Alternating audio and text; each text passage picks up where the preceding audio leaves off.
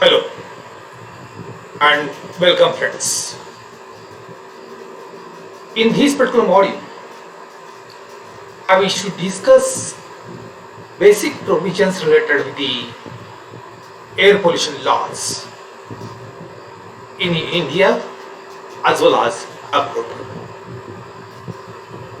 We will broadly touch the background and need for laws, the salient features of Air Pollution Control Act for India 1981 and 1986, as well as will briefly get introduced with the other air pollution laws in India and abroad. So as you learn the content, you will be able to explain basic need of environmental laws, state provisions in Air Pollution Control Act, and introduce other pollution laws in India and abroad. So let's try to understand the environmental laws background. So as we got introduced in the first lecture, environment constitutes water, air, even soil like elements, in addition to all the biocomponents like me and you, the plant life, animals, birds, etc. So the Department of Environment was established in India in 1980 to ensure this healthy environment that we try to discuss. Subsequently, in 1985, it was recognized as Ministry of Environment and Forests. As we also try to understand the laws that are made applicable as far as Indian context is concerned, even there was an environmental law prior to our freedom during somewhere in 1927, as well as even immediately after freedom 1948, some provisions were made.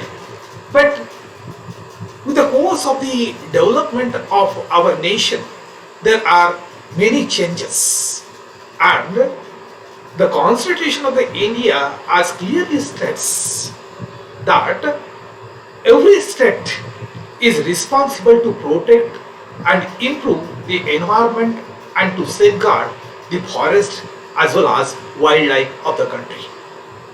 So state is nothing but being you and me. Hence, that is the responsibility of us, that is the responsibility of every citizen to protect and improve the natural environment, including forests, lakes, rivers, as well as wildlife. Also, as we consider the background related with the various laws, there is a reference to the environment which is made in the directive principles of the state policy as well as the fundamental rights as mentioned in the Constitution. Also, these constitutional provisions as far as Indian context is concerned are backed up by a number of laws, and even the sub-acts, rules and the notifications have been published from time to time by concerned authorities. It is needless to say the need of environmental laws. Most of the countries have their environmental legislation, and the basic intention being is to protect the natural environment as well as the human health. Also, the law is essential to reduce the harm which is likely to cause because of the development activities associated with many structure, for example industry or any kind of the infrastructure, so to say. So here just in order to understand or just in order to have the better look, you can see here there is a development of the road structure. Most of the forest is cut in order to have that long stretch of the road, as well as in the vicinity of this particular road the habitation is getting developed. That means again that particular deforestation is big. So if we consider some such continuous activities, naturally all the ecosystems associated with this particular nature will be getting hampered as far as their diversity as well as their activities are concerned. However, these environmental laws should also be in the light of national economy as well as other regulations, international treaties, and ultimately should be in the public interest.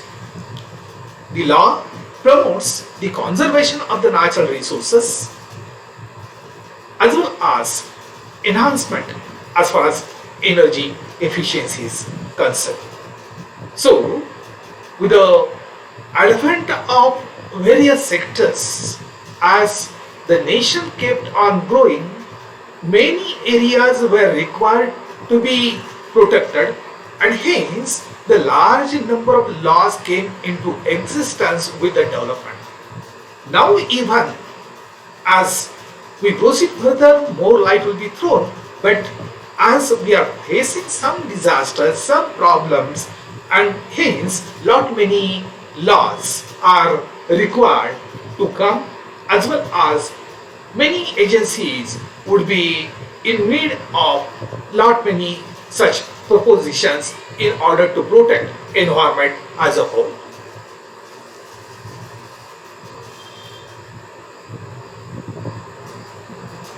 Systematic approach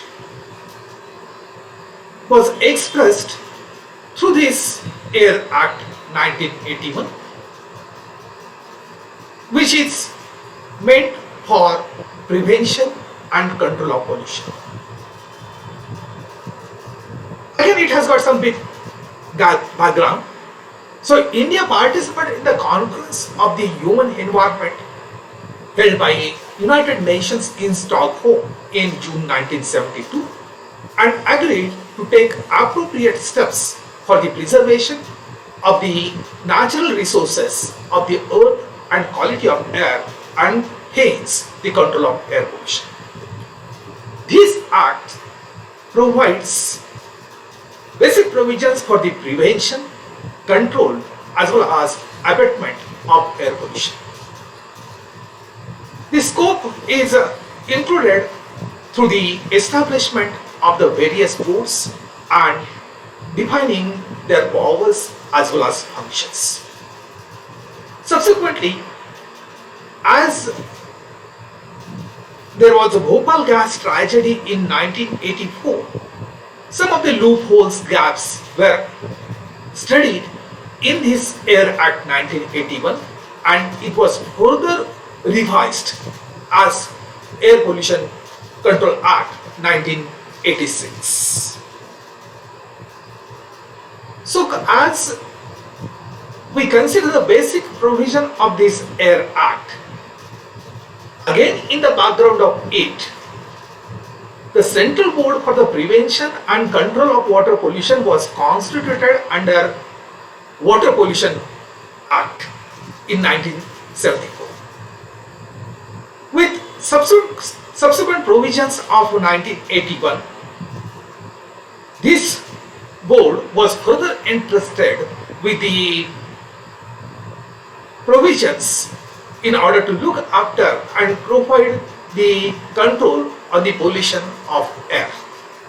So this board has got certain basic constitution, such as it is chaired by chairman having special knowledge and practical experience in matters of environmental protection, and the chair is nominated by central government.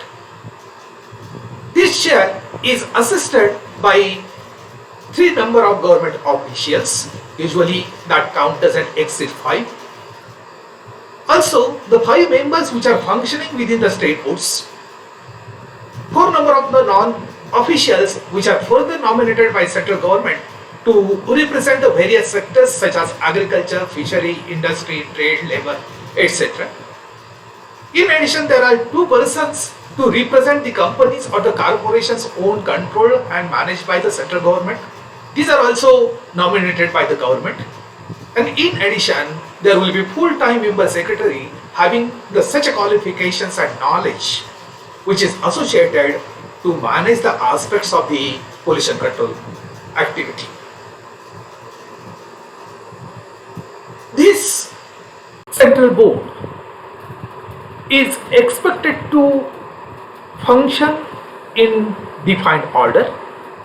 So according to the basic provisions under APC 1981, this board is expected to advise the central government on any environmental related matter, as well as to plan and execute certain nationwide programs, to coordinate the activities to resolve the disputes related with the environment, even to produce the technical assistance and guidance to the state boards, as well as to carry out the basic research associated with the air pollution.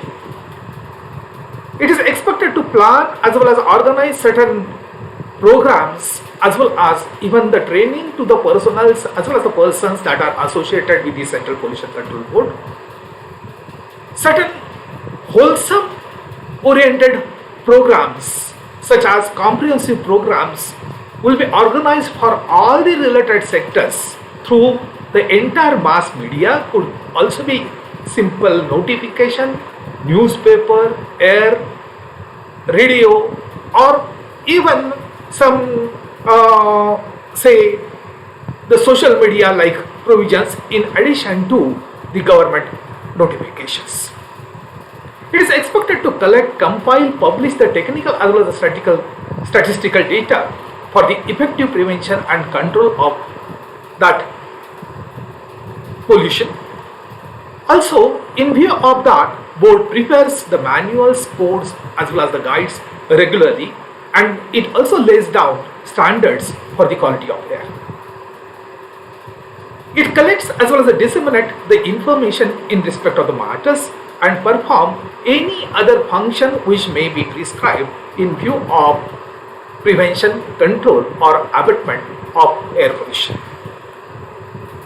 In addition to that, this control board establishes some recognized laboratories to enable the board to get the authenticate data associated with the air pollution activity.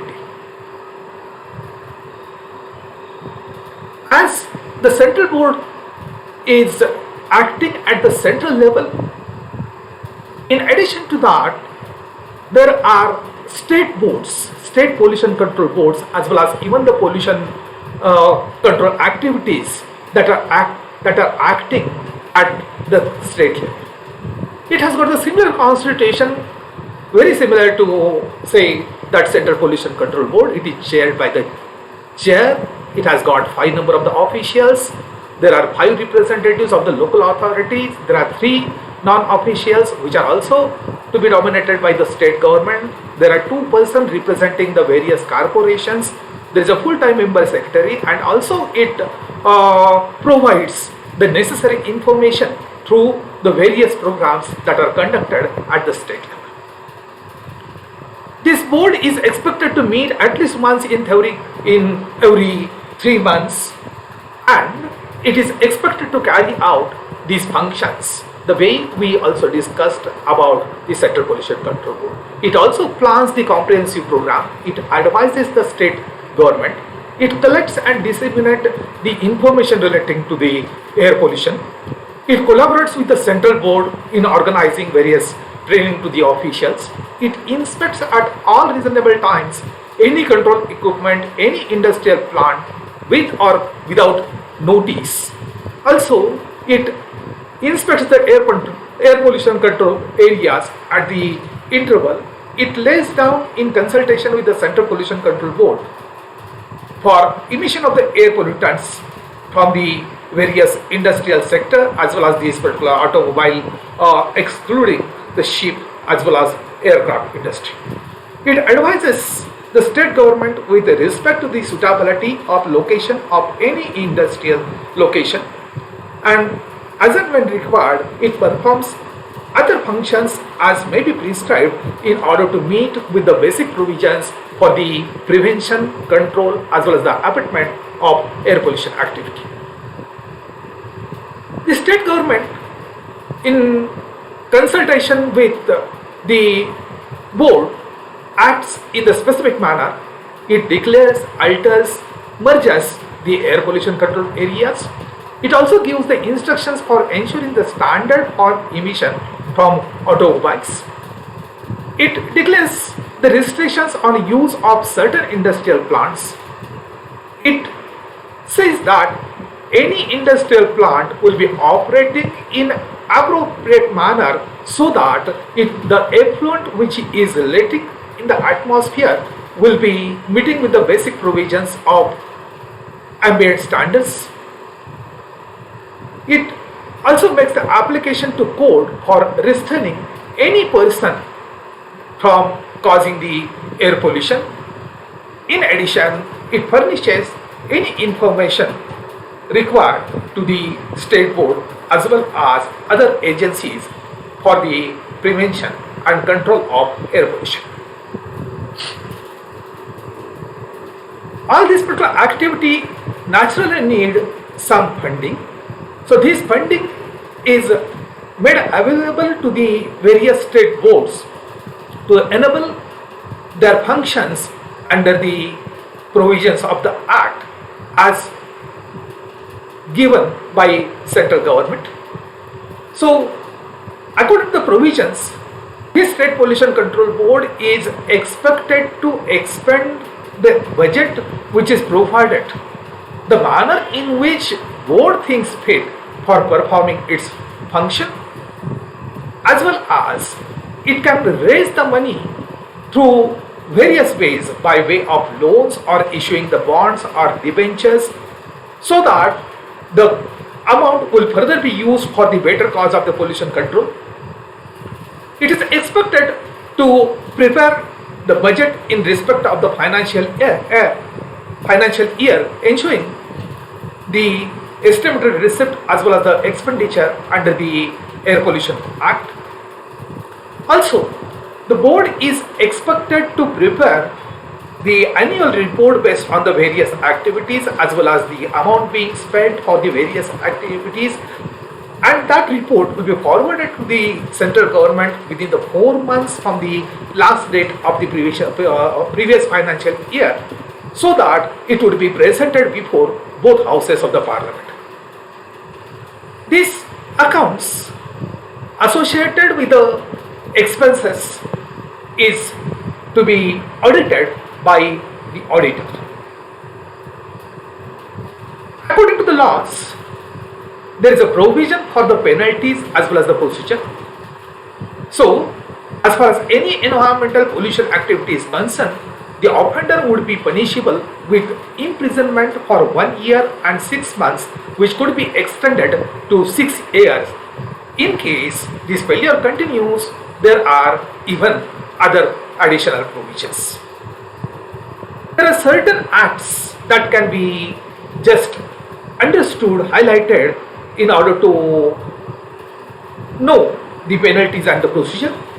So, if any person destroys any notice or any other matter that is put up inscribed by the authority in view of abatement of the pollution, or if any person obstructs any activity in order to exercise the control on the pollution activity, if the person damages any works or the property which is belonging to the pollution control board, if any person fails to furnish any information required by the board in order to observe the provisions of this particular act, or fails to intimate the occurrence of the emission of air pollutants into the atmosphere against the standards laid down, if any person makes this statement which is false in any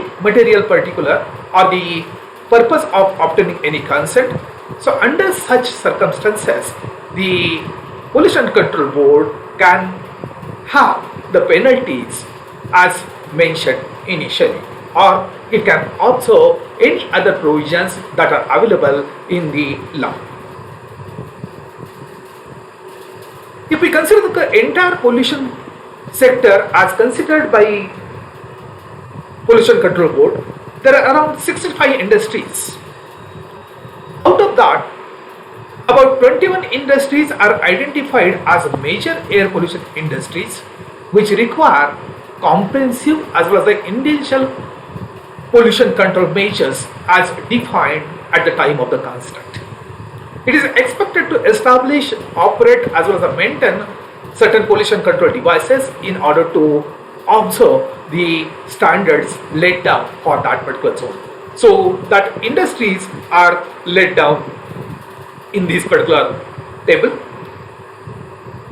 Also, according to certain sections, these laws are extendable for automobiles in order to maintain the quality of the air, and some other sources are also included which are likely to cause the pollution at the domestic level. So there could be some provisions like prohibiting some use of certain fuel as well as even the appliances to control the smoke and the particulate being emitted in the atmosphere. So there are number of laws which are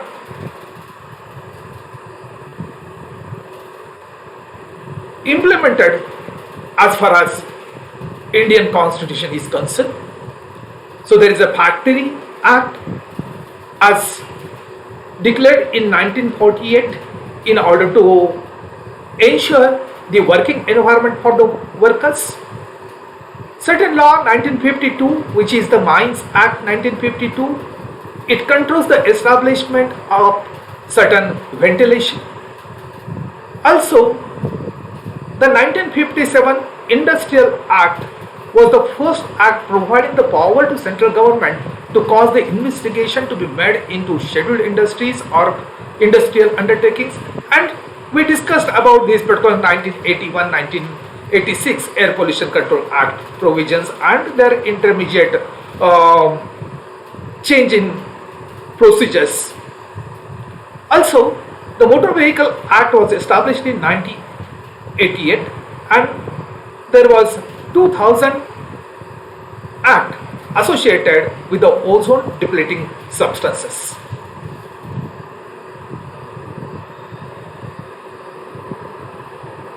In order to regulate the air quality in India, various constructive measures have been taken since 1974.